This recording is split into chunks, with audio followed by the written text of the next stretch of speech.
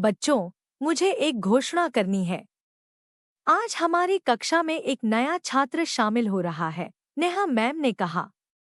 एक बेहद गोरा लड़का कक्षा में आया। यह वरुण है, नेहा मैम ने परिचय कराया। वरुण शर्माकर मुस्कुराया। कुछ छात्र मुस्कुराए जबकि अन्य ने अपना चेहरा दूसरी ओर कर लिया। वह भूत जैसा दिखता है। मैं ऐसे अजीब दिखने वाले व्यक्ति से दोस्ती नहीं करना चाहता, राहुल ने कहा। श्रिया ने कहा, मैं भी नहीं। राहुल और श्रिया ने वरुण से दूरी बना ली। वे साथ में लंच करते थे और साथ खेलते थे, लेकिन उन्होंने वरुण को अपने साथ आने के लिए नहीं बुलाया। वे संदीप से इसलिए भी दूर रहने लगे क्योंकि उसकी वरुण से दोस्ती थी। मेरी वजह से राहुल और श्रिया ने तुमसे बात करना बंद कर दिया है, वरुण ने उदास होकर कहा। तो क्या हुआ? आप हमारे बहुत अच्छे दोस्त हैं। हमें समझ नहीं आता कि वे आपसे बात क्यों नहीं करते, संदीप ने उत्तर दिया। जल्द ही अधिकांश छात्र वरुण के दोस्त बन गए। वह मिलनसार, मददगार और पढ़ाई में भी अच्छा था। लेकिन राहुल और उसके दोस्त उसे लगातार परेशान करते थे। एक सुबह क्लास में श्रिया ने वरुण को एक सहपाठी से बात करते देखा। वह राहुल के पास गई और उससे कहा, अब तुम्हारा मौका है। वरुण शीतल से बात करने में व्यस्त हैं।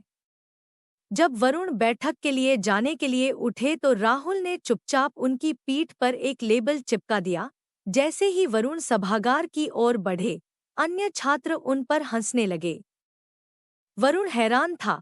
संदीप ने वरुण की पीठ से लेबल खींच लिया और कहा, राहुल ने इसे तुम्हारी पीठ पर चिपका दिया है। लेबल पर लिखा था, स्नो व्हाइट। वरुण उदास हो गए। उस दिन बाद में वरुण और उसके सहपाठी रसायन विज्ञान प्रयोगशाला में थे। उनकी शिक्षिका शिल्पा मैम विभिन्न तरल पदार्थों के संयोजन से होने वाली प्रतिक्रियाओं का प्रदर्शन कर रही थी। देखो, जब मैं इन दो तरल पदार्थों को मिलाती हूँ तो क्या होता है, शिल्पा मैडम ने एक टेस्ट ट्यूब से दूसरे में तरल डालते हुए कहा।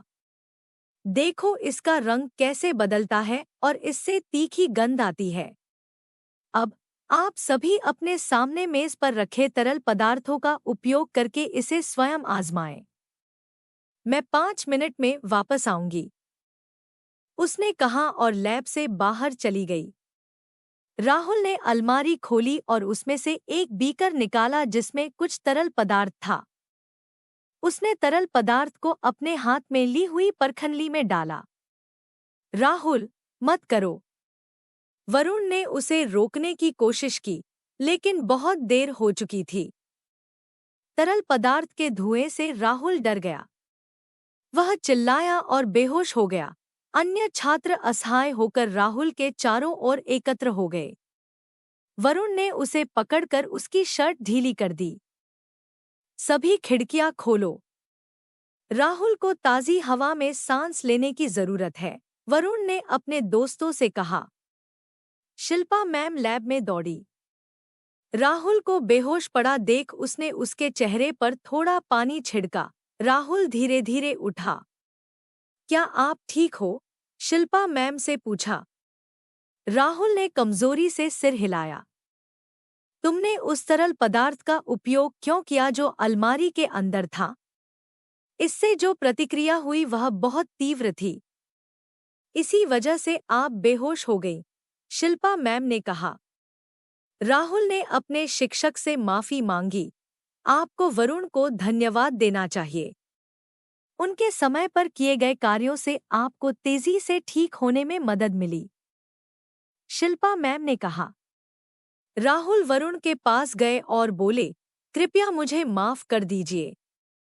जिस तरह से मैं आपके साथ व्यवहार कर रहा था उसके बावजूद आपने मेरी मदद की। आप एक अच्छे मित्र हैं। वरुण ने मुस्कुराते हुए उसे गले लगा लिया। धन्यवाद। कृपया अधिक प्रेरक, प्रेरणादायक, शैक्षिक और नैतिक कहानियों के लिए हमारे चैनल को सब्सक्राइब करें।